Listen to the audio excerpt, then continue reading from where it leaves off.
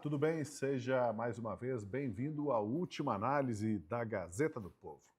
O governo Lula conseguiu o que tanto procurou, atraiu novas tarifas americanas sobre mais de 70% das exportações brasileiras para os Estados Unidos.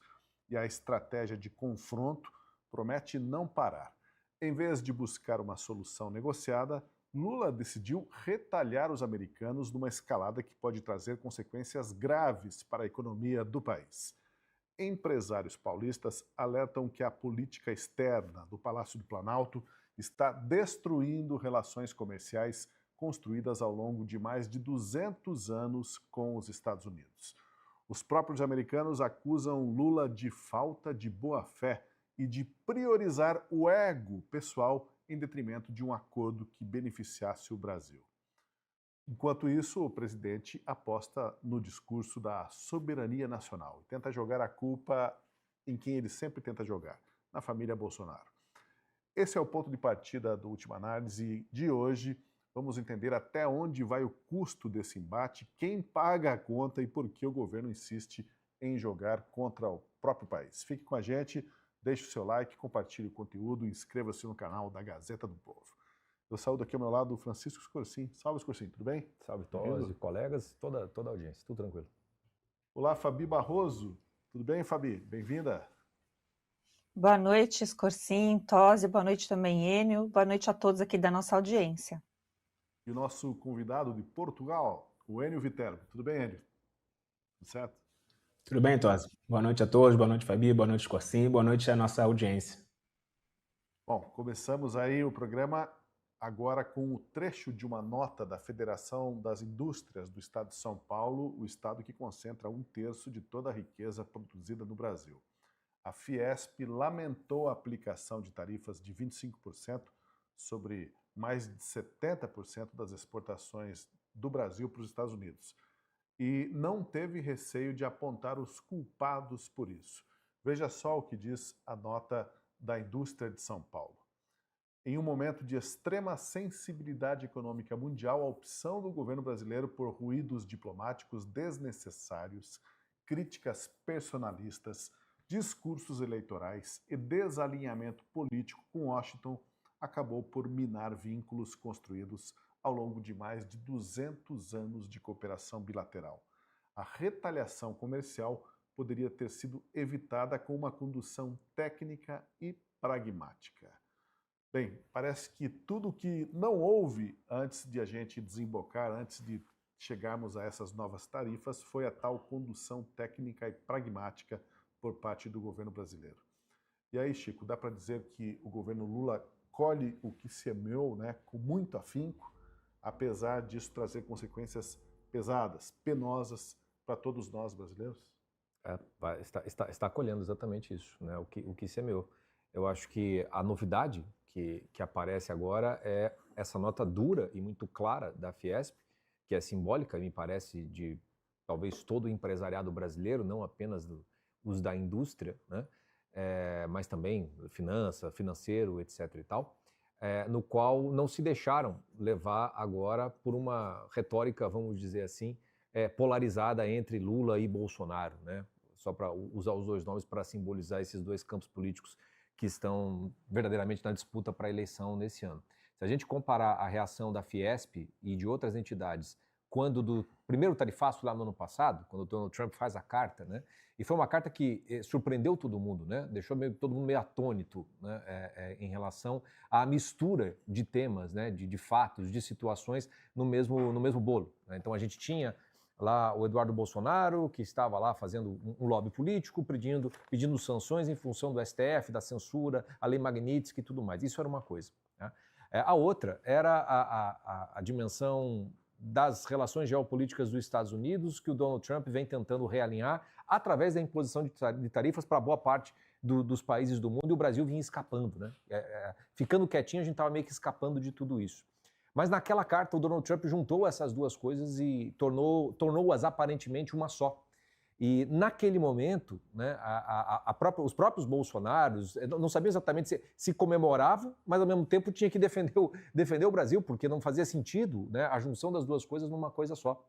E naquele momento, todo o empresariado acabou não exatamente fazendo uma crítica ao governo brasileiro, mas de certo modo se aliou ao governo brasileiro porque sentiu a necessidade de precisar defender o Brasil em função das tarifas. Foi meio que todo mundo tomado de surpresa pela mistura das duas coisas. E assim as coisas foram ficando.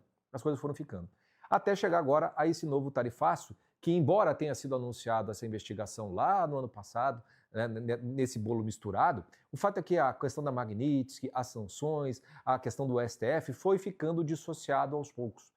E hoje a discussão ela está inteiramente na dimensão econômica, com muito pouco de relação com essa outra questão da censura. Embora as autoridades americanas tenham falado sobre a censura das empresas de rede social, né, de internet, que têm sido multadas aqui pelo STF, embora isso seja citado, já não é do mesmo peso, né? A questão é econômica. A questão é das tarifas que o Brasil coloca ou não coloca para os Estados Unidos, que os Estados Unidos colocam ou não colocam para o Brasil. É aquela discussão econômica que todos os países do mundo praticamente tiveram com os Estados Unidos, uns mais bem-sucedidos, outros menos bem-sucedidos. Os que foram menos bem-sucedidos foram justamente aqueles que resolveram confrontar de maneira belicosa, né? Lembro do Canadá ter feito algo parecido, botado reciprocidade, 2 dias depois teve que recuar tirando tudo aquilo, porque você não vai aguentar a briga com alguém que é muito mais forte do que você. Enfim, o fato é que naquele momento, boa parte do empresariado, né, e até mesmo da população, porque isso apareceu nas pesquisas, né, não viram com bons olhos essa mistura. Não exatamente que condenavam a Magnitsky e coisa e tal, mas a parte do tarifaço não foi vista com bons olhos e isso caiu no colo mais dos Bolsonaro mesmo, naquele momento. Mas agora o governo está crente que isso vai acontecer de novo. E essa nota da Fiesp me parece ser o primeiro fato que a gente tem no qual isso não vai colar. Pelo contrário, agora fica claramente culpado o próprio governo por, além de não ter feito a defesa, ter transformado esse fato numa disputa eleitoral, como diz a nota, né, personalista, trazendo os Bolsonaro, que sequer têm poder para fazer qualquer coisa, para o centro do debate, dando a eles, inclusive, um protagonismo que eles não tinham, né, ou não deveriam ter. E aí, quando a gente vai olhar o que foi que os Bolsonaro fizeram com relação ao tarifaço, não foi a mesma coisa do ano passado. O Flávio Bolsonaro foi lá para defender, foi lá para pedir que não fosse tarifado, foi lá para tentar fazer aquilo que o governo, no final das contas, não fez. De novo, a gente tem uma disputa de comunicação, de retórica, né? O governo vai apostar tudo nessa conversa fiada para boi dormir, botando a culpa dos Bolsonaro, de soberania. Não me parece que vai colar, e a nota da Fiesp demonstra que isso já não colou, pelo menos nesses grandes setores econômicos, o que significa dizer que vai ser difícil para o governo Lula conseguir colar isso para a população em geral. Vai ser uma disputa retórica porque é uma questão de saber comunicar as coisas. A nota da Fiesp é uma aula de comunicação, né, deixando claramente quem é o culpado e o porquê que ele é o culpado e dizendo como deveria ter sido feito. É algo que deixa o governo numa situação muito difícil de se defender, porque a defesa do governo Lula basicamente é botar a culpa nos outros. É como se o governo Lula, e me parece isso vai ficando cada vez mais evidente, ele não tivesse o que apresentar para a população em termos eleitorais. Ele vai precisar ficar, de certo modo, falando de um passado, de uma disputa que, de certo modo, já se encerrou há algum tempo, mas que na cabeça do PT ninguém vai votar no Flávio Bolsonaro porque os Bolsonaro é esse demônio encarnado que joga contra o Brasil. Não está colando. E a nota da Fiesp demonstra que nesses altos círculos que costumava ficar do lado do governo contra os Bolsonaro, parece que agora está virando o jogo. A nota foi num tom muito crítico, muito duro, né? Botando o dedo na ferida e dizendo, ó, a responsabilidade é do governo, que não foi negociar, que ficou fazendo bravatas, enfim, vindo da indústria, é um posicionamento bem claro, e vindo do Estado que tem 1/3 do PIB do país. Bom, agora, Fabi, ao anunciar as tarifas, cabe observar aqui que os americanos tiveram cuidado de não deixar dúvidas sobre os motivos. A gente vai ver aqui o que escreveu o secretário de Estado, Marco Rubio. Ele escreveu assim, ó, que não haja dúvidas sobre o motivo. O presidente Lula e seu governo não negociaram com os Estados Unidos de boa fé. Suas políticas econômicas são ruins para os americanos e ruins para os brasileiros. Durante o último ano, Lula priorizou o seu próprio ego em detrimento de um acordo que beneficiasse o povo brasileiro. E essas tarifas são o preço a pagar por isso. Lula, diz o Rubio aí, é ruim para os americanos, é ruim para os brasileiros. Age de má fé, né? Falta de boa fé, má fé, e só pensa no próprio ego. Palavras contundentes, Fabi, e o secretário enfatizou que não haja dúvidas sobre o motivo das tarifas. No entanto, Nesse exato momento, Lula já está correndo por aí dizendo que as tarifas devem ir para a conta dos traidores da pátria. Tudo culpa dos adversários, tudo culpa da família Bolsonaro. Ele, Lula, na verdade, é o grande defensor da soberania nacional. Nenhuma racionalidade, nenhuma ponderação, Fabi. É a guerra, o discurso político e ideológico e pronto. E enquanto a coisa for feita dessa forma, como disse o Rubio, o preço que será pago, infelizmente, é esse, para todos nós brasileiros. Bom, primeiro eu só queria dizer que a Fiesp, ela assinou a Cartinha da Democracia, não se esqueçam disso, né? É algo assim muito relevante, né? Um dia o negócio volta, né? Então, importante, espero que eles tenham tomado o susto merecido e voltem, né, para casinha. A gente precisa, não dá para negar ninguém. Então, vamos abraçar a Fiesp. Bom, dito isso, olha a gravidade dessa declaração do Marco Rubio. Quando você está falando de relações diplomáticas e você fala de má-fé, boa-fé, né, que ele age com ausência de boa-fé, que ele chega para negociar numa mesa diplomática, né, algo que deveria ser bilateral, você encontra, então, um predicado aí má-fé. Né? Isso é bem grave. E a gente sabe que o Lula, infelizmente, é este que deve ter sentado ali naquela reunião com o Trump, que demorou umas 3 horas, a mais recente, que depois ele deu entrevista na Embaixada Brasileira, e deve ter prometido muitas coisas ao próprio Trump, olhando nos olhos, né? E depois saiu dali, já estava quase atacando o Trump na própria embaixada, e a gente já sabe o que aconteceu, né? Aproximação com China, e essa política dele de achar que fazer antagonismo, como o Maduro faz, né?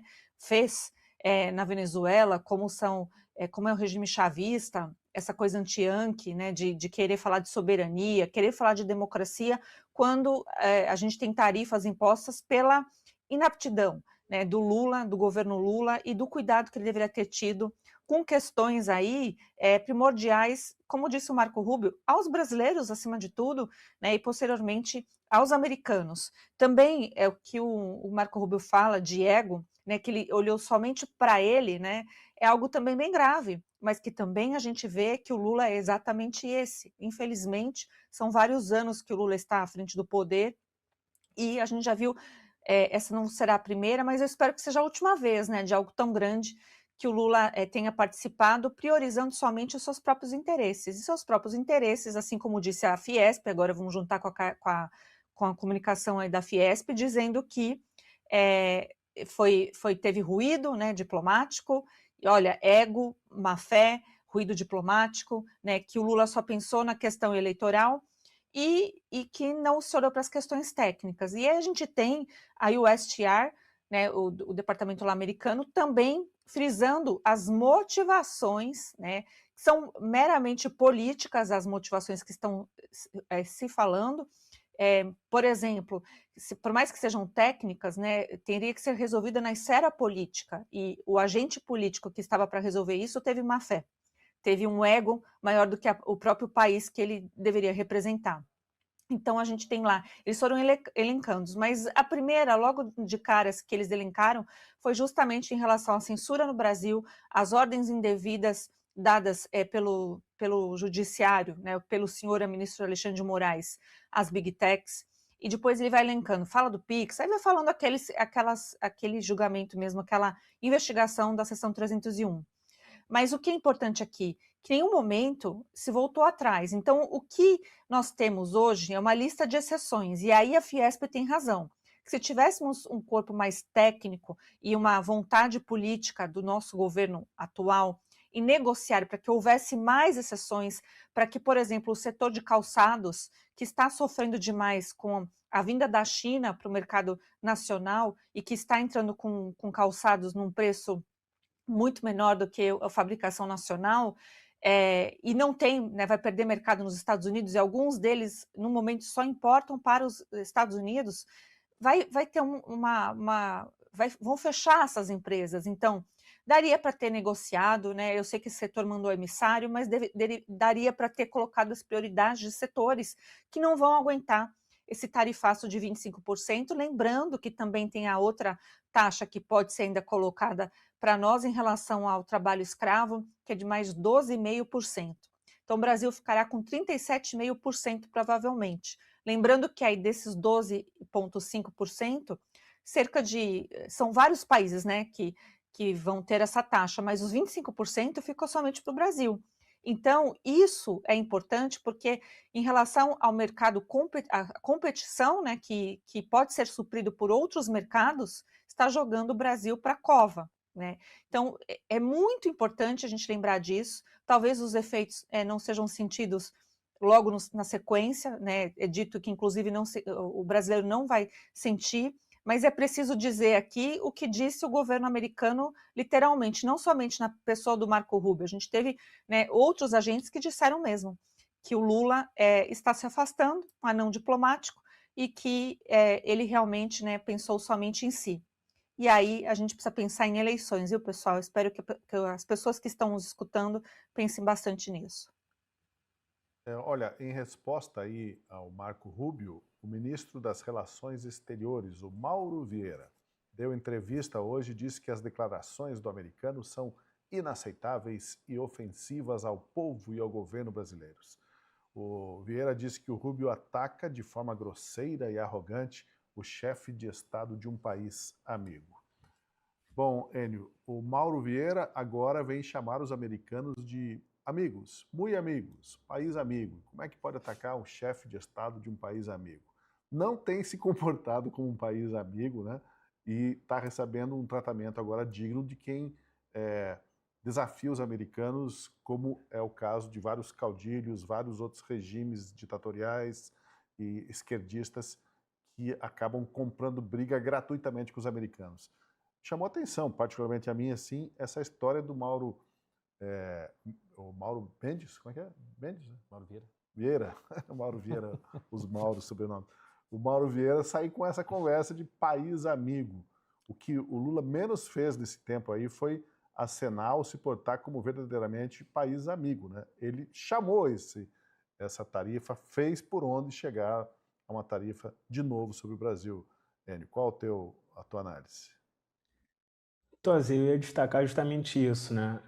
Fabi, Scorsin, essa questão do Mauro Vieira agora dizer, eu acho risível assim, o Mauro Vieira querer falar que é uma ofensa e etc e tal, que é um absurdo. Gente, quantas vezes, desde o início do ano, desde que começou essa questão da tarifa, a gente não viu o presidente Lula falando mal do Trump, diretamente e pessoalmente mal do Trump? Quantas vezes a gente não viu o Lula falando assim, não, porque é o Lampião, aqui tem sangue de fulano de tal, e aí os americanos vão ver só uma coisa, porque aí eles vão ver com que eles estão se metendo, não sei o quê. Só que aí quando o Marco Rubio fala assim, olha, o culpado dessa tarifa é o presidente Lula porque ele não foi nas negociações de boa-fé. Aí o Marco Vieira toma isso como uma ofensa. Eu, particularmente, eu não me senti ofendido, tá, Marco Vieira?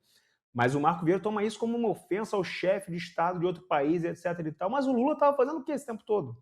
Se não ofender, semana sim, semana também, o Donald Trump. E não ofendeu o povo americano, mas ofendeu por várias vezes o chefe de Estado americano. Num tom de ameaça, num tom de intimidação, sempre tentando puxar essa coisa de briga, de falar, eles vão ver só uma coisa, etc e tal, não pode mexer com o Brasil. Aí você vai vendo, Tosi, que essa questão da soberania é realmente, como a gente diz, né, para o inglês ver, né?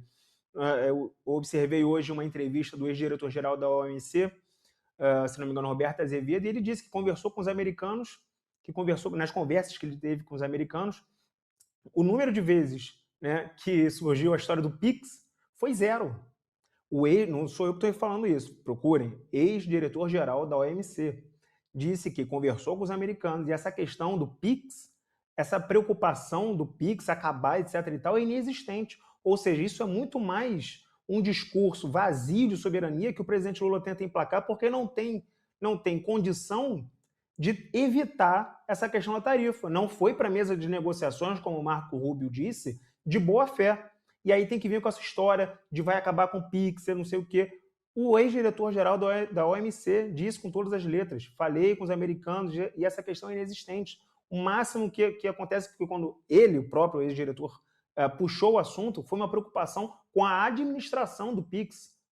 Né? Então, assim, não existe essa paranoia, né, dos americanos, de acordo com o ex-diretor-geral da OMC. de acabar com o Pix. Isso não estaria, de acordo com ele, nem na lista de prioridades dos americanos. Então, essa questão, veja como essa questão da soberania é trabalhada de forma completamente, como colocou o Scorsin aqui, como se fosse uma narrativa, né? E aí agora, claro, né, cabe ao Flávio Bolsonaro fazer o trabalho dele de redes sociais, né, de comunicação, para tentar se desvincular dessa questão de tarifácio, como ele já começou a fazer, inclusive, com o próprio posicionamento do Marco Rubio, e dar os pingos nos is e falar quem é o verdadeiro culpado, conforme falou o próprio governo americano. Porque o Marco Rubio, a gente tem que lembrar, ele não é, com todo respeito, não é o jardineiro da Casa Branca. Não está ali servindo, não está servindo água na Casa Branca. Ele é um dos assessores mais próximos do presidente Donald Trump, do Departamento de Estado americano. E o cara falou com todas as letras, Tosi. A culpa disso é do presidente Lula. O que falta mais para a gente atribuir a quem é de direita essa questão? Aí realmente eu não sei.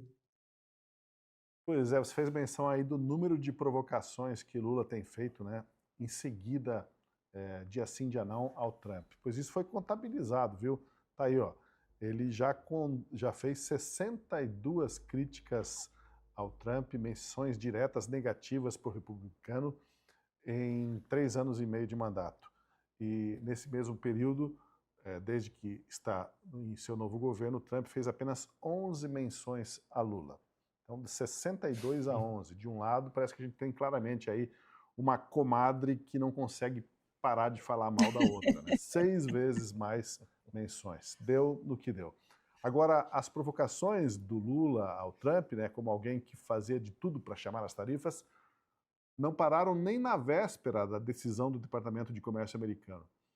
Ao comentar sobre próteses dentárias que vão ser feitas pelo Sistema Único de Saúde, o Lula debochou nessa semana e disse que essas próteses vão ser melhores do que a dentadura usada pelo Donald Trump. Veja só. Ou seja, já que o pobre que está no meio do mato não pode ir na cidade de um dentista, que a gente vá até ele, sabe? Inclusive não faz mais molde de dentadura, agora escaneia a boca do cidadão e faz a prótese de uma máquina 3D, o que é uma coisa que nem a dentadura do Trump é igual essa. Então, veja, nós estamos tratando de fazer tudo o que a gente puder fazer para fazer com que os setores produtivos do Brasil voltem a crescer, a gente vai fazer. Só faltou ele falar que vai distribuir dentadura de graça para o povo, né, Chico? Que é uma prática antiga aí dos políticos. Mas quem faz esse tipo de provocação gratuita no contexto das negociações comerciais aí, né? Às vésperas do governo americano anunciar alguma coisa, será que o Lula tinha alguma intenção de negociar ou realmente ele só apostou no quanto pior melhor para mim e para o meu ego, como disse o Marco Rubio? É exatamente isso. Ele não prometeu dentadura, mas ele já está entregando gás no Vale Gás, ele já fez negócio de luz elétrica que vai deixar uma conta gigantesca para o futuro, dentre outras benesses que foram feitas para conseguir algum tipo de voto. E, pelo visto, nada disso está funcionando, porque aonde a gente vê a comunicação do governo Lula e a sua campanha eleitoral não é naquilo que supostamente fez de feitos do governo dele. Ele opta, em todo momento, em se contrapor aos Estados Unidos, unificando os Estados Unidos e os Bolsonaro, assim como ele está unificado com o STF. É mais ou menos isso que o discurso do PT do Lula tem indicado. O que significa dizer que, pelo visto, eles perceberam que não há nada que eles possam apresentar para poder mudar o quadro de uma rejeição muito consolidada do Lula, apesar da rejeição que tem o Flávio Bolsonaro. Lula não ganha nada quando o Flávio Bolsonaro perde. Ele não ganha nada, ele não cresce. E ele não só não cresce, como ele não tem aquele favor que ele ganhou, como bem lembrou a Fabi, das cartinhas pela democracia lá de 2022, para lhe dar aqueles votos suficientes para ganhar a eleição. Vamos lembrar que foi menos de 1% de diferença em 2022, né? Mesmo com todo mundo contra o Jair Bolsonaro. Agora o jogo parece que é outro.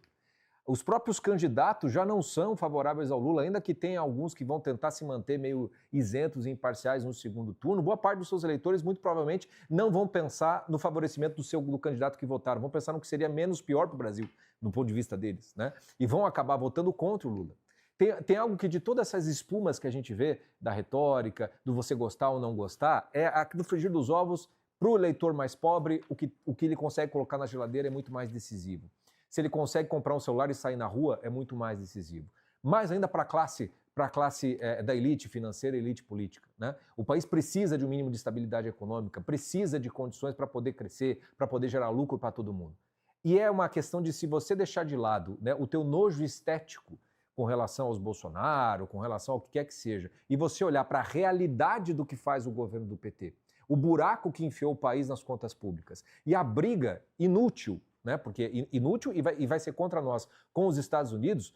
Quando você vê a nota da Fiesp, além de dizer que o governo Lula é o culpado, dizer por quê, quando ele coloca, para mim isso é o mais revelador, quando ele coloca ali, colocando por terra 200 anos de cooperação bilateral, é porque caiu a ficha para esse pessoal que o governo do PT está destruindo as coisas. Não é só uma questão de preferir esse ou aquele, não, a gente aguenta mais um tempinho aqui do Lula e do PT e depois a gente coloca alguém melhor para o cargo. Eu acho que caiu a ficha de que não dá para aguentar mais tempo do PT, porque do jeito que a coisa vai, o descalabro econômico vai levar a uma situação insustentável do país. A nota da Fiesp revela muito de que talvez tenha caído a ficha também para o andar de cima, de que o nojo estético com o Flávio Bolsonaro ele vai ter que ser meio que engolido e vai ter que ser votado, não porque você gosta do Flávio Bolsonaro, porque você apoia o Flávio Bolsonaro, não, mas porque simplesmente é o candidato que pelo menos não vai fazer essas barbeiragens e essas barbaridades que comete o Lula e o governo do PT. Então, quando eu vejo essa coisa, essa fala dele com relação à dentadura, né? E é curioso de se perceber o seguinte, como é que seria recebida essa fala se a gente invertesse, se fosse o Jair Bolsonaro fazendo esse tipo de coisa, puxando briga com o governo americano, seja lá quem fosse o presidente americano. Como é que seria coberto pela imprensa? Como é que seria tratado, né, pelas elites? Né? Muito provavelmente não teria nenhum tipo de que engraçado, que irônico, não. Seria tratado como alguém que é um sujeito que não pensa no que fala, que está colocando as coisas em perigo. Né? Mas quando você procura boa parte da grande imprensa, está lá todo mundo falando que não, está tentando botar no colo do Flávio Bolsonaro a conta por conta desse tarifaço. Não está colando nas elites e, no final das contas, a imprensa, ainda que a contragosto, vai acabar também tendo de falar as coisas tal como elas são. E no eleitor, aquele que decide de fato a eleição, essas coisas quando chegam, ele pode até achar graça naquilo tudo, mas quando ele vê o preço dos alimentos, quando ele vê que na geladeira dele ele consegue colocar muito menos comida, ele vai saber que assim, foi 4 anos do Lula, não foi 4 anos do Bolsonaro. Não foi o Flávio Bolsonaro que encareceu todas essas coisas. Eu acho que, eu até achava que isso ia demorar um pouquinho para acontecer, viu? Mas essa carta da Fiesp me demonstra que a escolha das pessoas hoje em dia já não vai ser exatamente, eu não vou votar nesse, não vou votar naquele. Vai votar em qualquer um que não seja Lula. Vai ser literalmente a eleição reversa de 2022, onde esse pessoal diz qualquer um menos Bolsonaro. Agora, pelo visto, vai ter que ser qualquer um menos o Lula.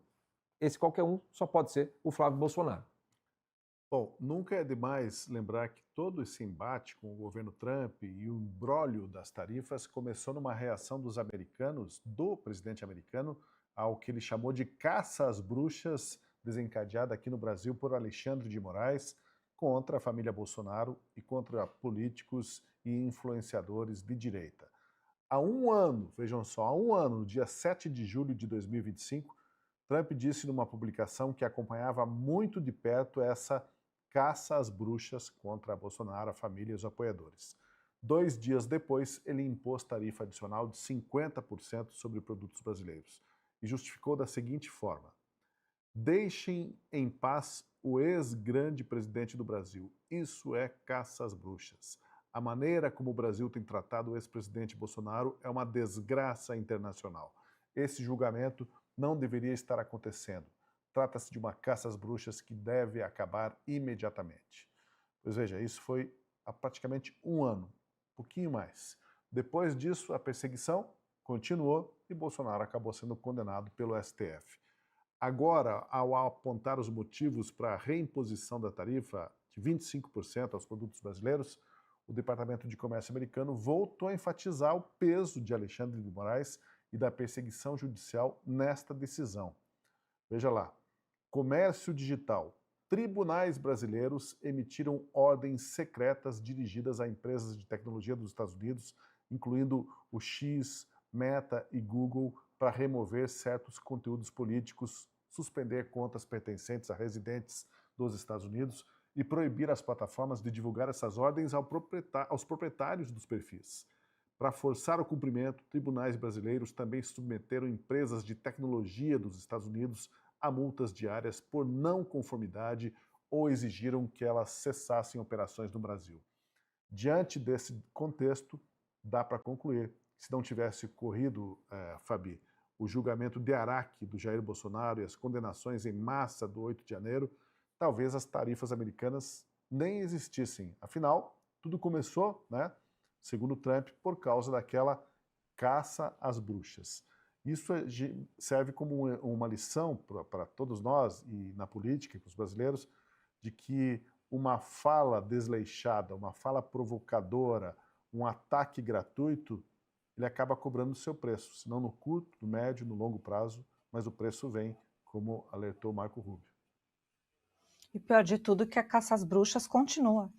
Pior de tudo que a gente não, o Jair Bolsonaro não ficou em paz, nem tendo aí algo que deveriam, né, todos deveriam se unir para poder explicar, inclusive é indefensável essa publicação quando a gente olha, como é que você vai defender essa postura brasileira? Como é que você vai não tem como defender o ministro Alexandre de Moraes, na verdade é essa, né? Por mais que se tente lá, a AGU está tentando, através daquele escritório, naquela ação que a gente já comentou 2 vezes aqui essa semana, é inviável defender qualquer decisão que o Moraes tenha feito, né? A violação dele ali naquela época de suspensão do X, onde ficou essas postagens, realmente vão muito além, né, do poder que ele deveria. E o problema é esse, que o Brasil olhou para isso, a elite que o Escorcin acabou de mencionar, e realmente a Fiesp, ela representa uma elite específica, né, que é a elite aqui de São Paulo, e é a elite que é ligada a Temer, né, tem a ala política ali, que é ligada ao próprio ministro Alexandre de Moraes. Então, eu fico pensando, né, esse cálculo político que estão fazendo e esse avanço contumaz aí do ministro Alexandre de Moraes no que se trata do próprio Jair Bolsonaro, né? Ainda a gente está aí agora 5 dias para a PGR se manifestar em relação à defesa do Bolsonaro, que não teve o que fazer, a não ser negar, não, a carta aos brasileiros não era para os brasileiros, porque não tem cabimento, né, você falar qualquer coisa nesse processo, sendo que o dono do processo e o dono da vida do presidente Bolsonaro é o Moraes. E essa elite, seja essa de São Paulo, seja a elite de Brasília, seja a elite que comanda o Brasil de fato, eles olharam para todos esses indícios e acharam que não eram suficientes. Só que tem algo aí. Se a gente for pegar a própria história do Trump, ele sentiu na pele esse mesmo tipo de perseguição.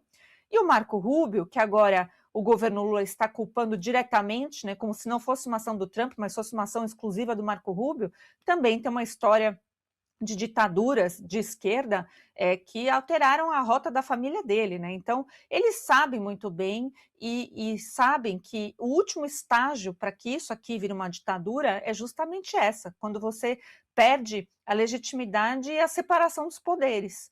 E a gente está passando por isso. Isso é um fato no Brasil, um fato consumado. Por isso que quando até vejo esses jornalistas da grande imprensa tentando jogar a culpa no colo do Flávio Bolsonaro, tentando não falar sobre esse assunto, ou defendem o Moraes quando falam a respeito disso, que ele tinha que ter feito o que ele fez, porque se tratavam de coisas muito sérias, né? E na verdade muito sério era tirar o Bolsonaro do cenário político, a gente fica, né, com a sensação nítida de que eles não transmitem a realidade, e a realidade está posta ao Brasil, tá nua e crua ao Brasil. O Lula, nessa fala que a gente colocou aqui, o corte, ele, além dele falar da dentadura, né, que o Trump tem uma dentadura que é um verdadeiro absurdo, você tendo isso por um chefe de Estado e chefe de governo dizer essa baboseira, ele fala, que eu acho que é até mais grave, ele fala a ditadura do Trump. Né? Eu queria que aqui fosse uma ditadura igual do Trump, porque ali ele está procurando proteger e enaltecer o mercado americano. E aqui a gente teve um homem, né, que não honra nem a si mesmo, olhando para tudo isso e tentando fazer disso tudo um joguete político, e é incontrolável, porque a aliança entre PT, STF, o que também foi apontado aí pelo Departamento de Comércio americano, também foi o relacionamento do Toffoli, né? A questão do Toffoli, a questão da Lava Jato, a questão de corrupção. Então, tudo que a gente diz, acho que há muito tempo, principalmente aqui na Gazeta, Me parece que até que será que o Trump estava nos ouvindo, ou será que essa é a verdade tão palpável do Brasil, que basta observar, não precisa nem ser de muito perto, né? Pode ser até inclusive de longe. E aí esperamos que haja realmente essa reação. Essa carta da Fiesp realmente é representativa, né? Significa que não vai. O Lula perdeu o apoio de muita gente, mas esperamos que seja o suficiente para que a gente não precise dizer, né, mais uma vez, que nós teremos um governo Lula.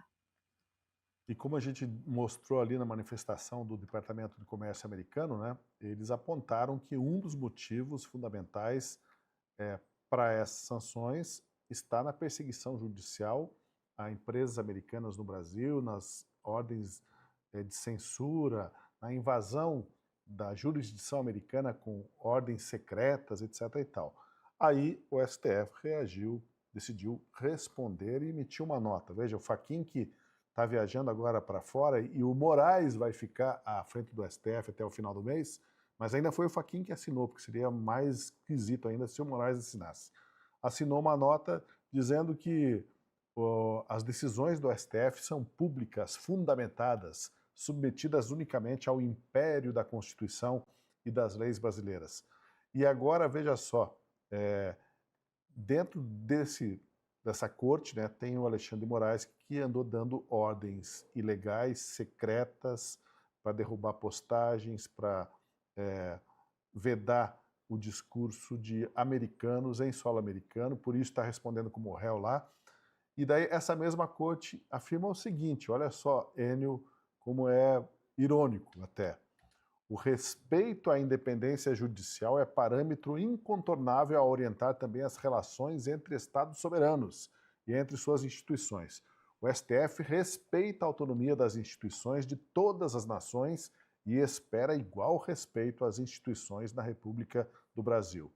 Divergência entre Estados devem ser conduzidas pelos canais diplomáticos e pelos mecanismos próprios do direito internacional, jamais por iniciativas que possam ser interpretadas como forma de constrangimento ao exercício da jurisdição constitucional. Ora, quem causou constrangimento, se não Alexandre de Moraes, mandando, né, ordens ilegais secretas para os americanos? E agora vem o senhor Fachin dizer assim que as relações entre os estados devem se pautar no respeito e pelos canais diplomáticos e mecanismos próprios do direito internacional. Foi justamente o que o Moraes não fez, passou por cima de qualquer canal diplomático e mecanismos do direito para dar ordem lá para os americanos. Então, essa nota do Supremo aqui, ela acaba sendo mais um constrangimento, né, de alguém de uma corte que não consegue enxergar e ter um mínimo de autocrítica. Pelo contrário, fica, a exemplo do que disse o Rubio sobre o Lula, fica só insuflando o próprio ego, sem qualquer reflexão mínima sobre a realidade dos fatos, Zélia. Tosi, Scorsin e Fabi, essa nota do Fachin, estou com ela aberta aqui, né, conforme você leu, Tosi, o segundo parágrafo dela diz assim: o Supremo Tribunal Federal reafirma que exerce suas competências exclusivamente por força da Constituição brasileira, né, da República Federativa do Brasil. Isso não foi o que os americanos disseram, né? Isso não entra em discussão. Mas o que eu achei interessante é que ele diz assim depois: suas decisões são públicas, fundamentadas, submetidas unicamente ao império da Constituição e das leis brasileiras. Mas isso aqui é falso. Isso aqui é falso, e não só os americanos disseram isso, como o próprio Twitter provou isso. Quem duvida, pode entrar no Twitter, procura, faz uma conta, dá seu jeito, e coloca assim, Alexandre Files, né? Files. Está lá. O Twitter, gente, no Brasil, ele foi tão perseguido, isso é uma bizarrice, que a gente às vezes esquece. O Twitter foi tão perseguido e teve tantas ordens ilegais, secretas, inconstitucionais, que o próprio Twitter fez institucionalmente e oficialmente um perfil dentro da sua rede social, divulgando mas a maioria das decisões secretas do ministro Alexandre de Moraes, nas quais ele pedia para o Twitter tirar determinados perfis do ar. E ele enviava, o Twitter mostrou isso, ele enviava essa ordem para o Twitter, não tinha fundamentação, não tinha publicidade, não tinha nada disso que o Fachin está falando. Nada. Ou seja, uma nota, com todo respeito ao Fachin, mentirosa. Na cara dura. E não é preciso ser o PhD do direito. Não, procura as informações básicas. E não é só o Twitter que reclamou disso, gente.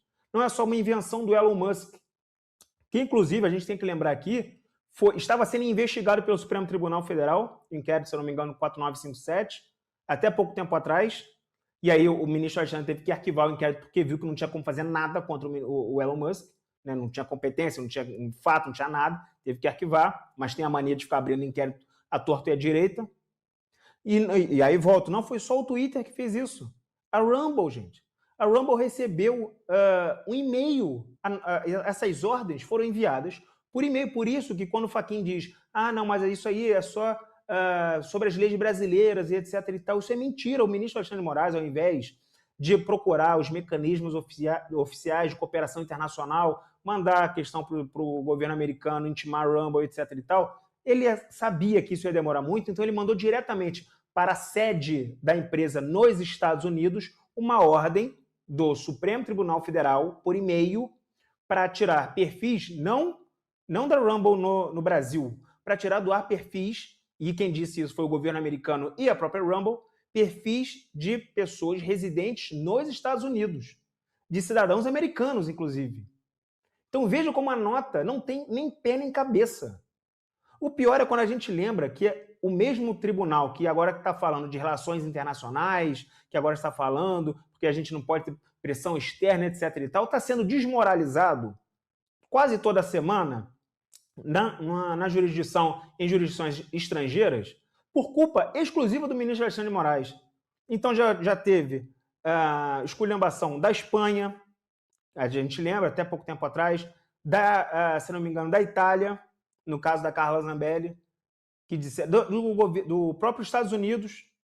Então, várias jurisdições estrangeiras estão dizendo, não, o ministro Alexandre de Moraes não poderia participar desses julgamentos. É um absurdo ele participar. E agora vem o Fachin querer dizer que não, a gente não vai sofrer pressões externas, etc. e tal, a gente tem que respeitar as relações entre os países. Mas, ministro Fachin, deixa eu te lembrar uma coisa. Quem foi o ministro que mandou para a prisão domiciliar um traficante de drogas da Bulgária, se não me engano, quando a Espanha se recusou a extraditar uma pessoa que ele tinha pedido? Foi o ministro Alexandre de Moraes. E depois, Tosi, ele teve que voltar atrás porque essa pessoa não tinha domicílio. Essa pessoa não tinha para onde ir. E ele fez uma vingança contra o Estado espanhol, mandando essa pessoa para a prisão domiciliar, que não existia. E aí depois ele teve que voltar atrás. E aí o ministro Fachin nunca deu um pio sobre isso, nunca falou um ai sobre isso. E agora quer falar, quer mostrar, quer defender, né, o seu coleguinha, dizendo que não, as ordens são públicas, etc. e tal, a gente respeita. Não respeita, Fachin. Não respeita. E as jurisdições estrangeiras e as empresas estrangeiras demonstram isso. Tanto é assim que nós chegamos ao cúmulo, Tosi, Corsim e Fabi, nós chegamos a um ponto inacreditável na história da justiça brasileira, que nós temos um ministro do Supremo Tribunal Federal sendo processado nos Estados Unidos por censura, justamente porque ele enviou essas ordens de censura para a Rumble e está sendo processado nos Estados Unidos. Vejam aonde a gente chegou por culpa exclusiva do ministro Alexandre de Moraes, Tosi. Ou seja, em bom português, né, é uma nota mentirosa do senhor Edson Fachin. Por que é mentirosa? Porque ele diz que as decisões do tribunal são públicas, fundamentadas, submetidas unicamente ao império da Constituição e das leis brasileiras, mas, como está comprovado, mais do que comprovado, o Alexandre de Moraes mandava ordens secretas, né, e sem obedecer ao rigor ou aos protocolos da diplomacia, os caminhos do direito internacional. Então a nota, a gente tem que sublinhar aqui, é uma nota mentirosa, porque não é verdade essa história de que as decisões são públicas.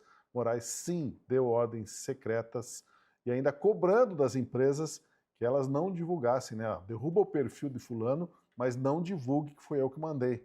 Só derruba e pronto, né? Veja até onde chegamos. Bom, a gente tem rapidamente o anúncio do nosso patrocinador e a gente já volta com o nosso debate. A LAR é uma cooperativa que nasceu da união, cresceu com trabalho e se consolidou como referência do cooperativismo agroindustrial brasileiro. São mais de 62 anos de história, construídos com solidez, seriedade e confiança. Uma trajetória que começou com 55 pequenos agricultores, movidos pelo desejo de melhorar a vida das suas famílias e contribuir com o desenvolvimento da sua comunidade. Hoje, com mais de 17 mil associados e mais de 27 mil funcionários com carteira assinada, é a cooperativa singular que mais emprega no Brasil. Presente no Paraná, Mato Grosso do Sul, Santa Catarina, Rio Grande do Sul e Paraguai, a LAR mantém sua essência cooperativista, educadora e próxima das pessoas. A produção começa no campo, pelas mãos dos pequenos produtores e avança por uma cadeia completa, que integra agricultura, pecuária, indústria, logística, comercialização e distribuição. Esse modelo movimenta a economia, gera oportunidades e leva alimentos de qualidade para todo o Brasil e para mais de 103 países. A LAR também se destaca como a terceira maior produtora de frango do país, um crescimento sustentado por valores que acompanham a cooperativa desde a sua origem: humildade, ética e confiança. Essa é a LAR, uma cooperativa que trabalha todos os dias para cumprir o seu propósito de cooperar para melhorar a vida das pessoas. Bom, olhem só, não devia nos preocupar apenas o estrago que o governo Lula já fez até aqui, mas o que ainda poderá vir a fazer, Fabi. Em nota, o Palácio do Planalto afirmou que entre as principais medidas para responder ao tarifaço está o acionamento da Lei da Reciprocidade. Essa lei estabelece critérios e medidas que podem ser usadas pelo Brasil no caso de uma decisão tida como unilateral que venha prejudicar a economia.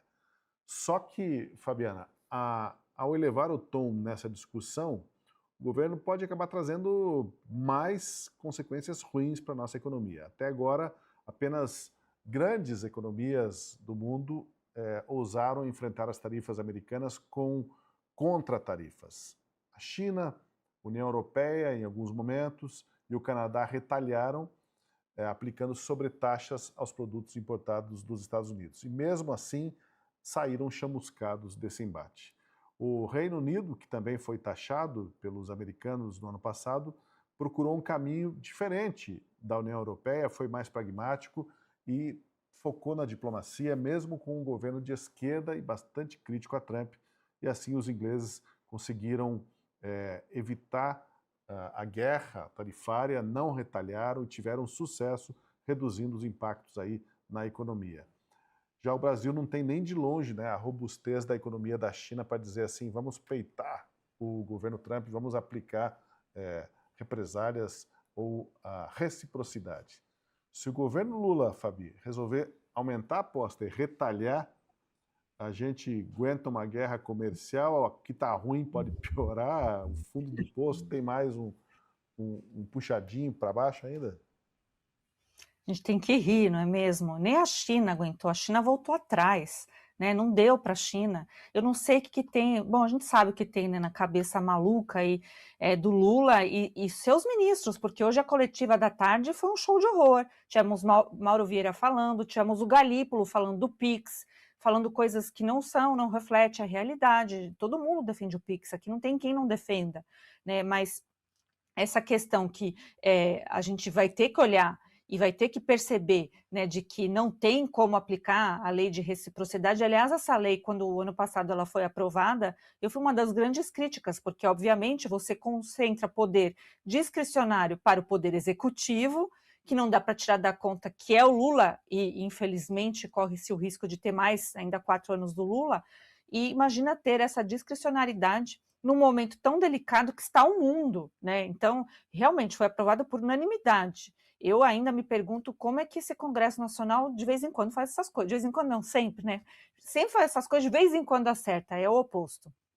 E tem algumas travas, alguns passos, mas o poder é discricionário do Lula. Tanto é que estão falando disso na coletiva, todos falaram disso, até Geraldo Alckmin, né, o homem que falava da cena do crime, falou a respeito disso. E tem 30 dias ali para abrir audiências, né, de resposta, consultar o mercado interno, mas eles não estão nem aí para o mercado interno, porque o mercado interno pediu, pelo amor de Deus, para eles fazerem alguma coisa e não fizeram. Tinha uma fala do Lula que ele talvez, quando fosse taxado, talvez ele ligasse para o Trump. Tomara que ele não ligue, pelo amor de Deus, vai piorar demais a nossa situação. Como também essa tal da reciprocidade. Tem 7 travas, 7 passos, nada disso vale porque o poder discricionário é do Lula e a qualquer momento ele pode sim encasquetar, aplicar, seguir ali o ritual, mas porque quem vai cobrar? Né? Esse legislativo, que não está nem mais preocupado com o povo brasileiro, só está pensando em eleição, não vai. Vai ser o judiciário, que teria, né, alguma forma de fazer, também não vai. Se for fazer, vai ajudar o Lula, não complicar. E a gente sabe que os ministros, muitos deles estão raivosos com os americanos e principalmente com o governo Trump. Né? Até imaginam isso ser judicializado e cair bem na mesa do Moraes. O Brasil é desses, né, que a gente não precisa nem fabricar meme, o meme vem pronto. Mas isso me preocupa, porque a própria Fiesp, o SCAF, que estava dando entrevista, eu assisti a entrevista dele, falando que não tem condição, né? Tributarista falando também a respeito de que não tem condição o Brasil a pensar em qualquer reciprocidade, né? Vai piorar demais a nossa situação. Aí eu fico pensando para você que está do outro lado, minha senhora e meu senhor, que está aí tentando, né, enxergar uma luz no final do túnel, você pensa assim, poxa, vou comprar, sei lá, um telefone. Imagina, pensar em reciprocidade e aumentar mais ainda aquele imposto que, pelo amor de Deus, né? Nós temos um dos aparelhos mais caros no mundo, é no Brasil. Imposto, sei lá, de carro, 11%, vai aumentar também. Então, assim, é como se a gente tivesse uma situação que a gente fabricasse, né? Que a gente tivesse tecnologia, que a gente fabricasse alguns equipamentos que são essenciais e que o Brasil não tem, né? Como se o Brasil tivesse esse bem bom privilegiado que pudesse ao menos ousar. A gente não pode ousar, é a realidade pura. A gente não pode pensar em retaliar. A gente não conseguiu retaliar nem a Venezuela, o pessoal lá que pegou que usou o dinheiro do BNDES, nem ali a gente conseguiu retaliar. Como é que vai retaliar, né, a maior potência ainda, né, do mundo, que são os americanos? É realmente assim, é de se desesperar. Bom, como era de se esperar, né, o Lula joga a culpa do tarifaço, tenta jogar nos Bolsonaros, na família Bolsonaro. E já para a oposição, né, não há dúvida de que Lula foi o motivo do tarifaço, até porque o Marco Rubio apontou o dedo mesmo e falou, ó, não confunda as coisas, tá aí, a explicação é essa, a motivação é essa. E o candidato Flávio Bolsonaro também entrou no debate aí, disse com todas as letras de quem que seria a culpa. É sua, Lula. Lula tanto provocou que ele conseguiu. O Brasil foi tarifado em 25%. Quem está dizendo não sou eu não, é o próprio governo americano. Olha aí, o presidente Lula e seu governo não negociaram com os Estados Unidos de boa fé. Suas políticas econômicas são ruins para os americanos e ruins para os brasileiros. No último ano, Lula colocou o seu próprio ego à frente de fazer um acordo pelo bem-estar do povo brasileiro, e essas tarifas são o preço por isso. Já o deputado federal Nicolas Ferreira foi mais sucinto, mais direto, mandou só aquele faz o L em inglês, make the L. Outro senador da oposição, Márcio Vittar, viu na manifestação do secretário Marco Rubio um indício de que Lula pode ter o mesmo destino de Nicolás Maduro. E aí, Chico, eu queria saber de você, né? A oposição agora tem o desafio de desmontar essa argumentação, esse déjà vu do governo, de provocar, cutucar a onça com vara curta, e aí quando a onça vem, aí empurra outro na frente do bicho, né? Essa vez, como você já comentou antes, não está emplacando até pela reação dos empresários paulistas. Sim, a reação já demonstra que não está funcionando, mas também é preciso, outro ponto que eu acho importante destacar, é que me parece que foi muito melhor combinado, orquestrado, a forma de divulgação desse tarifaço com o próprio governo americano, né? Porque é inegável que há uma proximidade ali através do Eduardo Bolsonaro, né, que conseguiu também o acesso por Flávio Bolsonaro, e a forma de se comunicar, de colocar a responsabilidade pelo tarifaço no presidente Lula através de comunicados oficiais, como é a postagem ali do Marco Rubio, significa que a coisa foi muito bem azeitada, ajustada, com a oposição, com o Flávio Bolsonaro e o governo americano. Não deixa margem à dúvida o governo americano de com quem ele vai debater, né? Ele não traz os Bolsonaro como sendo, olha, né, que pena que não é com eles, ou que bom seria se fosse... Não, ele simplesmente vai diretamente ao governo Lula, que de certo modo não responde aos americanos e através deles tenta responder aos Bolsonaro. Então, a oposição ela tá melhor armada, vamos dizer assim, né? Tá com mais instrumentos agora para se defender das acusações, mas também para ganhar o campo de ataque nesse caso, né? Então, é preciso que a comunicação seja muito bem feita, né? Não somente com vídeos de rede social, mas de maneira até institucional mesmo, né? Com manifestações que sejam mais substanciais, vamos dizer assim, especialmente... E eu estou falando disso pelo seguinte, porque a comunicação em geral dos Bolsonaro é muito para a sua própria base.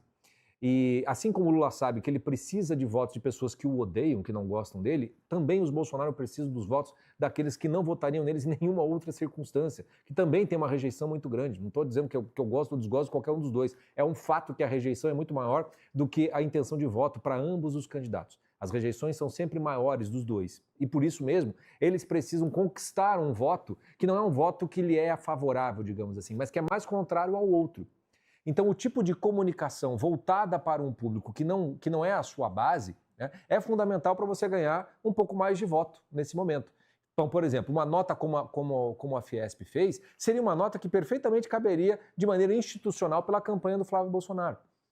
Acho que o senador Rogério Marinho postou alguma coisa, acho que ontem ou anteontem, num tom que me parece muito acertado para esse público, para esse eleitor, que é uma retórica completamente diferente dessa retórica, digamos, mais popular ou mais popularesca que o Jair Bolsonaro, né, mitologizou, vamos dizer assim, que o Flávio tenta imitar em alguma medida e que por várias vezes, né, aqueles que são os militantes os aliados mais ferrenhos, acabam até botando os pés pelas mãos e afastando possíveis eleitores. Vamos lembrar rapidinho aquela fala do Paulo Figueiredo, por exemplo, sobre o voto feminino. Né? É um tipo de discussão, é um tipo de retórica que pode funcionar perfeitamente bem para o eleitor raiz do Bolsonaro, que pode gostar desse tipo de combate, etc. e tal. Mas para aquele eleitor que precisa ser conquistado, isso é absolutamente contrário e contraproducente.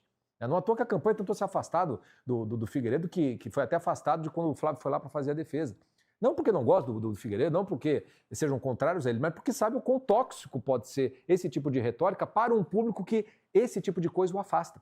Então, a comunicação é o verdadeiro desafio, né? Então, é importante que se fale para a base, como sempre falaram, mas também que essa comunicação seja muito bem feita para aqueles que você precisa trazer para perto de você. Essa carta da Fiesp, além de colocar os pingos nos is de quem tem responsabilidade e o que deveria ser feito, não deixa de ser também um aceno para qualquer outro candidato que faça a defesa desses temas, né? E que faça a defesa desses temas nesse ponto. Né? Porque quando veio a Magnitsky, quando veio o que veio lá para trás, talvez no ano passado, talvez a defesa não tenha acontecido desses empresários justamente pela retórica belicosa, justamente pela forma como as coisas são feitas, anunciadas, né? Como se tivesse ganhado uma batalha num campo de guerra. Não, um pouco mais de pragmatismo, como pediu a nota da Fiesp, né? Uma comunicação que seja um pouco mais centrada, em que você não precisa exagerar na dose retórica, justamente para você trazer um voto que você precisa lá na frente, né? Não se trata de convencer essas pessoas de que o Flávio é melhor do que o Lula. Não se trata disso. Se trata de mostrar que, olha, o Lula é muito pior do que qualquer outra coisa. E é por isso que você vem para cá. Só para dar um contraponto, Tosi, eu estava vendo, e acho que a gente chegou a comentar aqui, porque eu acho que esse é o jeito certo da gente entender o que se passa no mundo, né? Não é só ler e escutar as pessoas que você concorda, né? Que pensam como você. Então eu estava vendo vários podcasts e algumas entrevistas e bate-papos e lives do pessoal da esquerda, e uma das coisas que quando saiu a situação do Dark Horse, lá do filme do Bolsonaro, que o Flávio teria falado com o Daniel Vorcaro, muito do que... Qual era a estratégia que eles estavam conversando ali em público? Falei assim, olha, você não vai pedir voto pro Lula. Você não vai fazer nada, você não vai dizer nada. Você só vai dizer assim, ó, tá vendo como esse cara é corrupto? Tá vendo como ele mente? Tá vendo como é tal coisa? No que você aposta? Você aposta na rejeição do outro. Na rejeição do outro. Então a comunicação da direita precisa também ser focada nisso. Naquilo que o Lula é ruim. Naquilo que o Lula faz mal ao país. E aí quando eu vejo a briga interna da direita, me parece de uma estupidez tão gigantesca, e falo isso para todo mundo ali, porque o inimigo é um só para a direita, né? E é um inimigo que não consegue ganhar mesmo com a direita fazendo um monte de atrapalhada.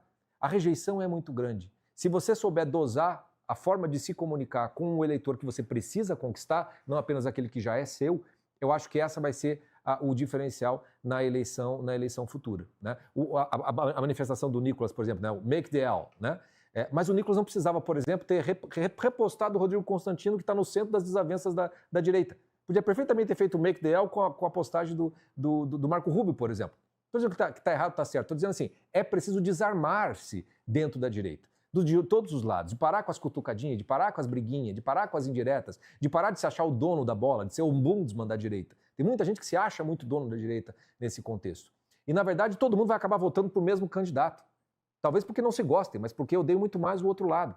É preciso conquistar esse eleitor mais de centro. E a comunicação e a retórica é algo fundamental. A Fiesp, ele está, de certo modo, acenando para Flávio Bolsonaro e os demais candidatos da direita para que encampem o que ela está dizendo ali. E se souber encampar isso com uma retórica que é mais parecida com a nota Fiesp do que com um vídeo de YouTube ou de Instagram, por exemplo, eu acho que isso vai acabar trazendo muito mais votos. Pensando aqui de maneira pragmática e eleitoral, tá?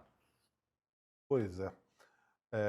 Chamou atenção, né, a declaração do Rubio de que o Lula e o seu governo são ruins para os americanos e ruins para os brasileiros, né? Esse tipo de discurso, esse tipo de postagem, de declaração que precisa ser valorizada para mostrar na hora da eleição que a questão aqui gira em torno de quem está no governo, de quem está administrando o país durante todo esse tempo. Eles é que estão se submetendo a uma espécie de plebiscito, né? Não é vamos julgar agora a oposição, porque a oposição tem desavença, estão brigando entre si, então esses daí não dá, deixa seguir o barco com quem está lá e não fez nada, ao contrário, afundou o país durante todo esse período, né? Então, o que está em jogo realmente é um referendo ao governo Lula e ao lulismo.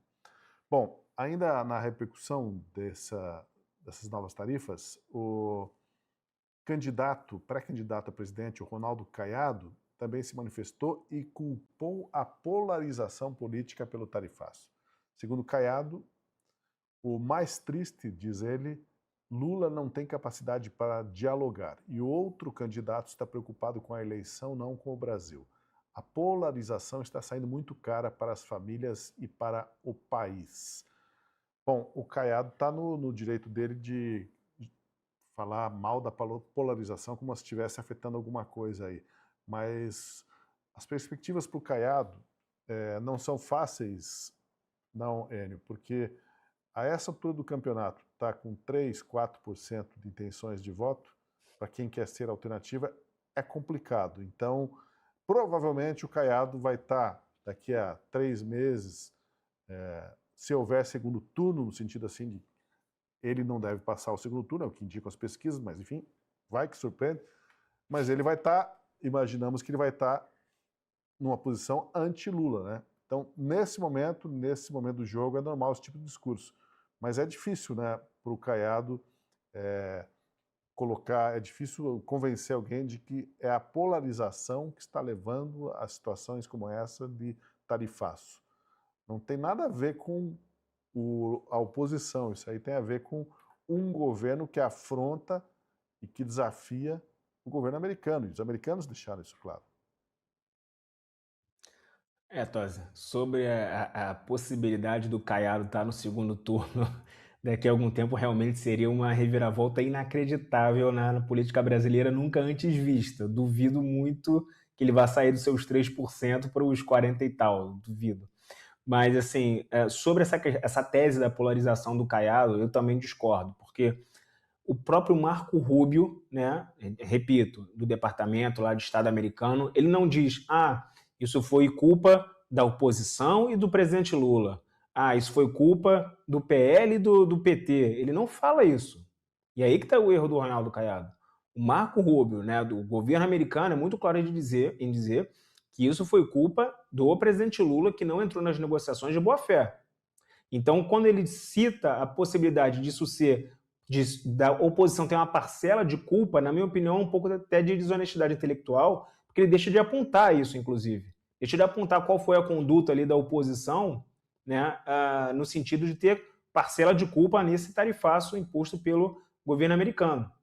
Então, o que a gente tem de informação até agora é que o governo brasileiro não fez um bom trabalho em tentar evitar esse tarifaço, não procurou impedir que isso fosse feito, até muito pelo contrário, né, queria, o que tudo indica, queria que isso fosse feito para poder se beneficiar em questão eleitoral. E aí vem esse discurso, porque o Ronaldo Caiado, claro, tem que procurar o espaço dele ali nesse eleitorado, vamos dizer assim, de centro independente para tentar crescer nas pesquisas e tentar se colocar como ali uma terceira via em dizer que não, olha, eu não sou nem o Flávio, nem o Lula, isso é culpa dos dois, mas não é culpa minha. Mas aí, como você falou, no segundo turno ele vai estar de que lado? De que lado? Ele vai estar contra o Lula, isso é óbvio, isso é evidente.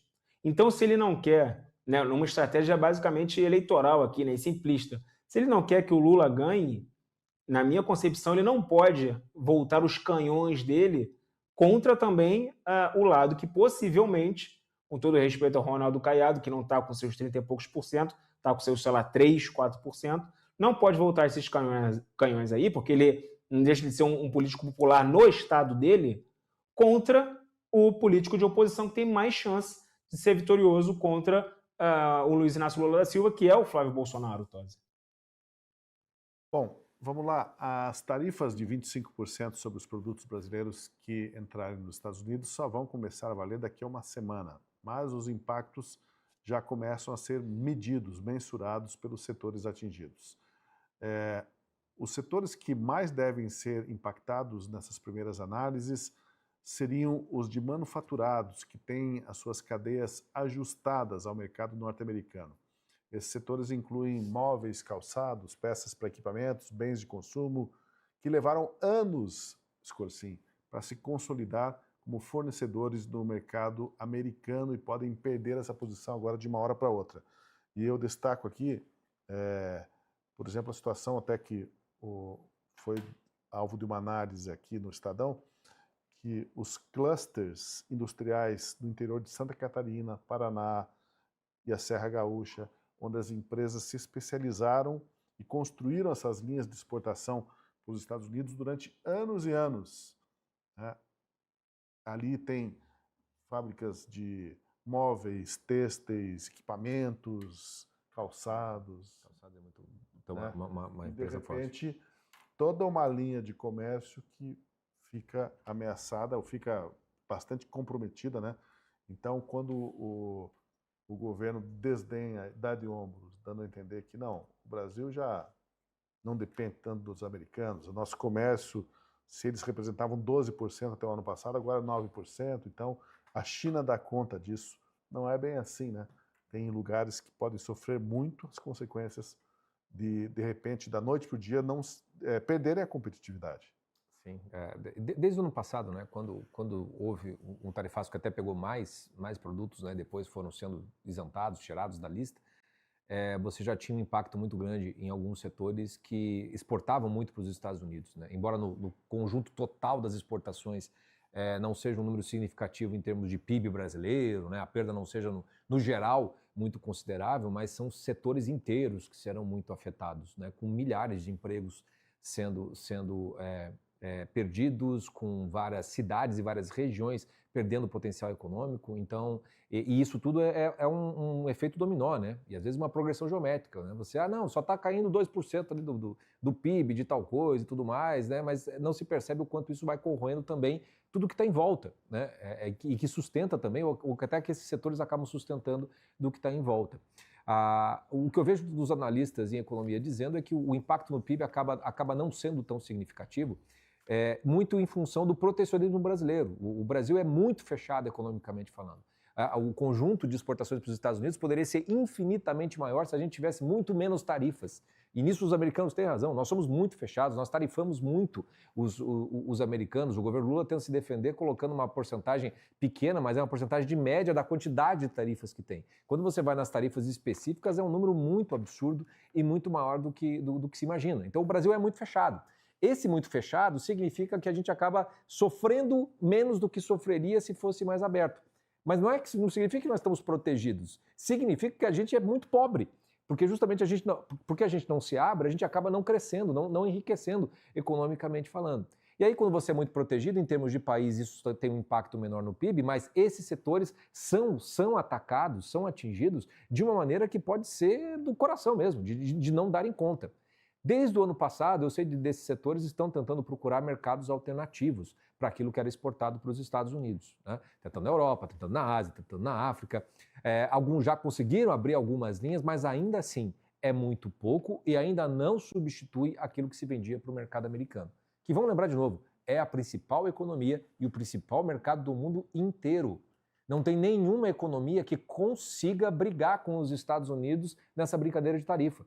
A China, que é a segunda maior economia, né, aquela que poderia rivalizar, ela só aguenta o tranco dessas negociações porque os Estados Unidos dependem muito de terras raras, que é algo que a China conseguiu se tornar o principal produtor, digamos assim, e, portanto, nas brigas que eles têm, a China literalmente não lhe dou mais terras raras, você não vai mais ter chip, não vai ter mais um monte de coisa, e isso é essencial para a economia mundial como hoje, e por isso mesmo os Estados Unidos acabam segurando um pouco a mão. Mas mesmo assim, a China acaba sendo muito mais impactada e atingida pelas tarifas que foram colocadas do que os norte-americanos nesse contexto.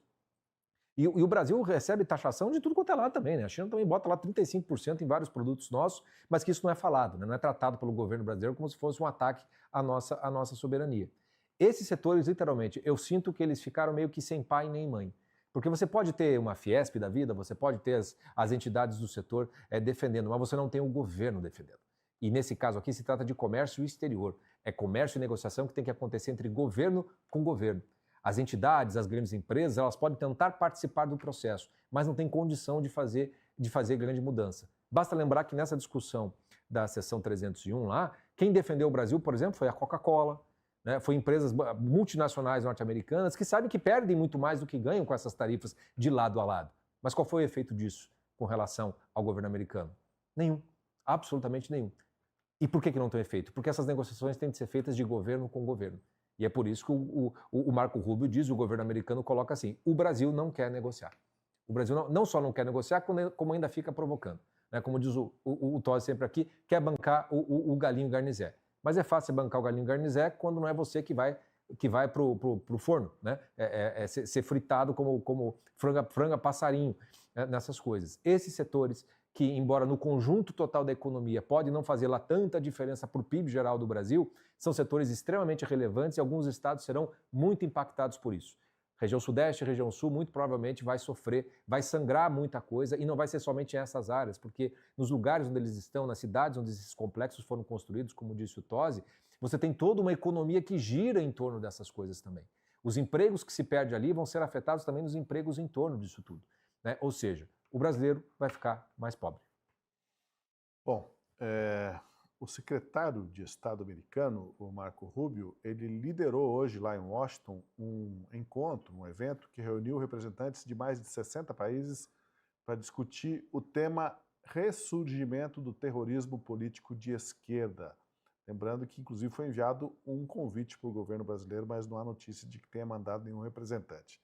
Segundo o Rubio, o terrorismo de extrema esquerda é uma ameaça real, mas frequentemente é deixada de lado pela imprensa, pela academia e pelas instituições.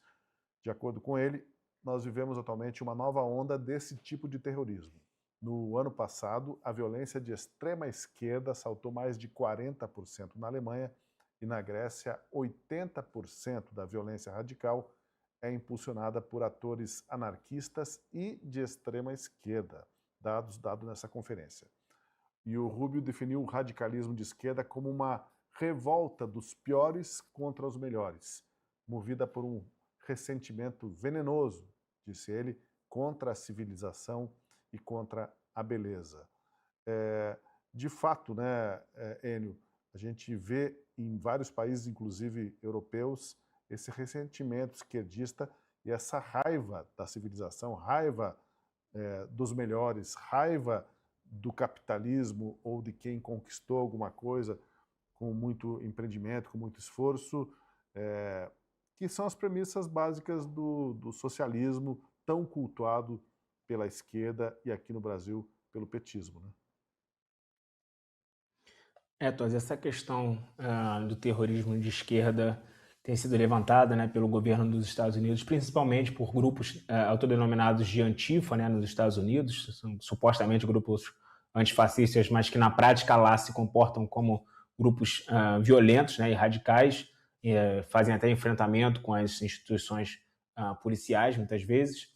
Na Europa, nós tivemos, não exatamente terrorismo ainda, na minha concepção, armado em Portugal, pelo menos nós não tivemos, mas nós tivemos aí, vamos dizer assim, indícios de início, né? São principalmente grupos voltados a questões climáticas que acabam ali se excedendo na sua conduta e aí partindo realmente para um lado que nós acreditamos que pode sim ser qualificado como terrorismo. Daqui a algum tempo, inclusive, teve um político já em Portugal, por exemplo, que foi alvo de uma tinta, né, em determinado momento que estava discursando, foi alvo de tinta vindo desse grupo. Esse grupo também faz, vamos dizer assim, interrompe passagem, né, em rodovias, etc. e tal. Ficou famoso no mundo inteiro quando esses determinados grupos fazem ataques a obras de arte.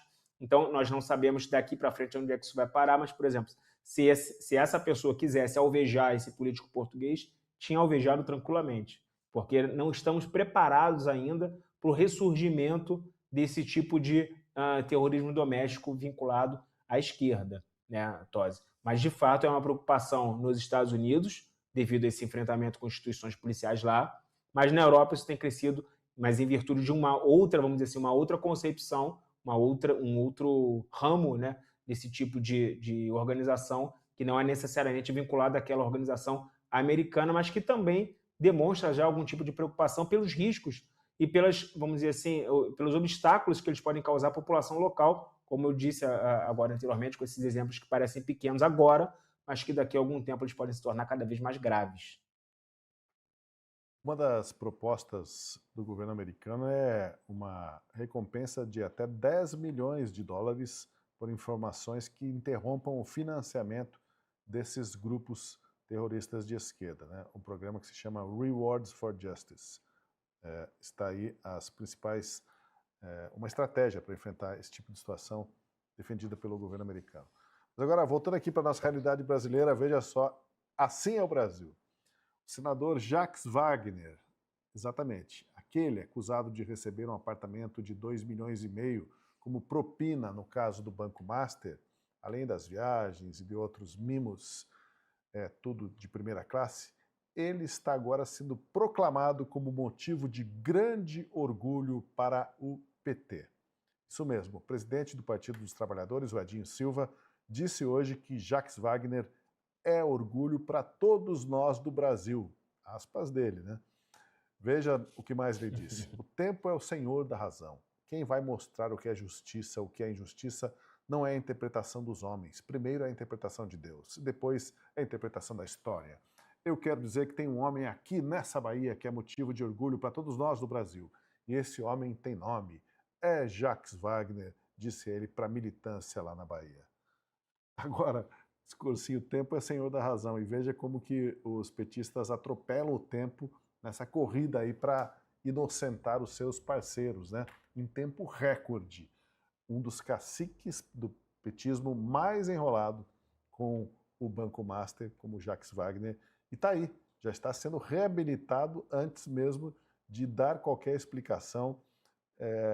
Só falta fazer uma festa, então, no apartamento de 2,5 milhões de reais dele, né, para comemorar essa reabilitação em tempo recorde. E nós, diz o Edinho Silva, devemos ter orgulho do Jacques Wagner. Se a gente tem orgulho do Jacques Wagner, do que a gente então vai lamentar no país?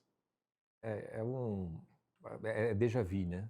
Que a gente, ou para usar aquele termo daquela sessão que a TV Globo, nem sei se a Globo ainda faz isso, de tarde, que ela repete novelas antigas, ela chama de Vale a Pena Ver de Novo. Né? Esse é o Não Vale a Pena Ver de Novo, porque é a repetição do mesmo tipo de defesa e retórica que fizeram no Mensalão, que fizeram no Petrolão, né? E fazem agora. Né? Eles defendem os seus. Só que aqui eu acho que não é exatamente uma tentativa de reescrever a história do futuro, né? Como ela será contada ainda no futuro. Eu acho que tem muito mais a ver com uma confiança no judiciário brasileiro, né? Porque o Petrolão, o Lula, né? E eles acreditam que o fato daquilo ter sido anulado os inocentou, quando não houve inocência alguma do Lula, testificada pela justiça. Houve um cambalacho para se anular tudo por uma questão de CEP, né, e não por outra razão. Mais recentemente, já parece que estão tentando fazer até a revisão criminal do Mensalão, para tentar anular também o que aconteceu no Mensalão. Então, talvez essa fala do Edinho seja uma confiança muito grande, uma fé muito grande naquilo que é capaz de acontecer, não agora, mas no futuro, que é, mesmo se ele for condenado, a gente consegue anular tudo depois. Porque, como diz aquela cena icônica daquele seriado da Netflix, chegou no STF, os presos ficam todos felizes da vida, porque sabem que ali as coisas acabam se ajustando. Uma outra coisa que eu acho interessante de comentar disso é o tipo de mentalidade da esquerda. E isso junta também muito com o que o Marco Rubio falou a respeito do terrorismo. A mentalidade de esquerda e pode ser chocante para muitas pessoas, como que é capaz de mentir com a cara tão lavada, né? Quando a gente vê as falas do Lula, quando a gente vê a defesa acusar os Bolsonaro do tarifaço, e agora isso, Jacques Wagner, tenho certeza, vai ser inocentado. Como é que tem essa cara de pau, né? Essa convicção tão grande numa mentira? É porque para eles não é exatamente uma mentira, né? A mentalidade de esquerda, ela é voltada para o futuro. Um outro mundo melhor é possível. É possível a gente fazer tal coisa. Então, em nome deste futuro, desta finalidade, vale qualquer meio. E é por isso que o inimigo de ontem, se ele concordar comigo hoje, ele é meu amigo independentemente de qualquer coisa. Faz-se acordos os mais espúrios, desde que seja para conseguir o poder e chegar na finalidade que eles desejam. Então, o tipo de mentalidade que faz com que os fins justifiquem os meios faz com que toda mentira seja válida agora em função do que seria esse mundo melhor que eles acham que virá no futuro, né? O que significa dizer que é uma mentalidade difícil de você dialogar, de você ter retórica, de você ter debate, de você apostar no poder da razão, que é a primeira convicção do jornal Gazeta do Povo. Se você for ver lá as convicções, era a aposta no poder da razão, de que as pessoas podem ser racionais. Essa mentalidade de esquerda, ela tem uma racionalidade própria que não consegue lidar bem com uma racionalidade que lhe vá contra. E é por isso que eles conseguem mentir à vontade, podem inventar todo um cenário completamente fantasioso, porque se eles acreditam naquilo, não é mentira. Tem um personagem, uma cena muito icônica do seriado Seinfeld, que eu gosto muito, que é quando o George Costanza, que é um personagem, um loser, ele fala para o Seinfeld, conversando com o Seinfeld, ensinando o Seinfeld a mentir. E aí o Seinfeld, pô, não vou conseguir e tudo mais. Daí quando ele está indo embora, eles estão num café ali conversando, o George fala para o Seinfeld assim, Seinfeld, lembre-se, não é mentira se você acreditar nela. E aí ele faz aquilo como se fosse um grande mantra de um Buda, de um Dalai Lama falando. E é basicamente como funciona a esquerda, né? Não é mentira para eles, porque se eles acreditarem piamente que aquilo vai servir de bem para eles, né? Acho que isso explica um pouco como funciona e como essa falta de vergonha ela pode aparecer de uma maneira tão de cara lavada, parecendo que são pessoas muito autênticas ou que realmente acreditam naquilo. Não é que eles acreditam naquilo, eles acreditam naquilo que eles querem atingir com aquilo. Pois é, e a maneira como eles se colocam, né, como se fossem a própria manifestação, o retrato do que é o povo, né, misturando as coisas. Nós deveríamos ter orgulho do senador Jacques Wagner, que pegou propina do Banco Master. Nós deveríamos ter orgulho dos ministros do Lula lá tão bem aquinhoados com consultorias para o Master. Sendo do campo político deles, embalam dessa forma, né, como se fosse tudo parceiro, tudo companheiro, e está valendo. E esse tipo de discurso de enganação, Enio, lembrei agora o Chico falando das declarações recentes do Lula. Você lembra quando ele mostrou o dedo do meio, ele disse assim, precisamos acabar com essa história de que o pobre não gosta de coisa boa. Aqui para eles, nós gostamos de coisas boas. Nós se colocando como um pobre também, né? E assim vão empurrando, vão enrolando quem quer acreditar nessa história da carochinha, como bem colocou aí o Scorsese, não, Viterbo? É isso, Tosi. Novamente, como você colocou esse exemplo, que eu achei muito bom, esse dedo do meio que ele deu para o rico imaginário, né? E aí foi como o Scorsese colocou. Não é mentira se você acreditar. Só que eu duvido que no caso do Lula ele acredite, porque primeiro ele não faz parte da classe pobre, e segundo que ele sabe muito bem que esse rico imaginário é difícil da gente encontrar, né? O rico que quer impedir que o pobre tenha as coisas. Isso só existe, na minha concepção, na cabeça do Lula, porque ele tem que construir esse imaginário de nós contra eles, né, tem que criar esse adversário para o povo poder, né, olhar para o Lula como se ele fizesse parte, né, desse povo mais desfavorecido, quando ele não faz. O Lula, indivíduo, não faz parte dessa parcela da população que é mais pobre, muito pelo contrário, é uma pessoa que tem dinheiro.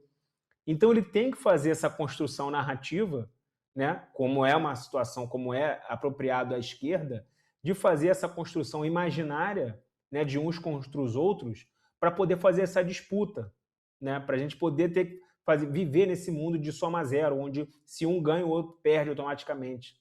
Quando, na minha concepção, a direita parte para um outro lado muito mais racional e técnico de não acreditar nesse tipo de situação, né, tentando integrar a sociedade de uma forma muito mais harmoniosa, não dessa forma belicista e imaginária, que é típico de um discurso populista e de esquerda. E eles querem que a gente saúde ainda o Jacques Wagner, né? Viva o Jacques Wagner, o legítimo retrato do povo brasileiro. O povo brasileiro de um lado da cerca aí, né? Talvez. Bom, quero agradecer a participação de vocês. A Fabi já saiu um pouco antes. Valeu, Fabiana. Valeu, Chico. Obrigado, Enio Viterbo.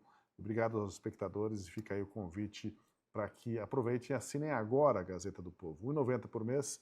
É só escanear aí o QR Code ou acessar gazetadopovo.com.br/oferta e dar esse passo decisivo de incentivar e ajudar a manter programas como Última Análise aqui no canal do YouTube.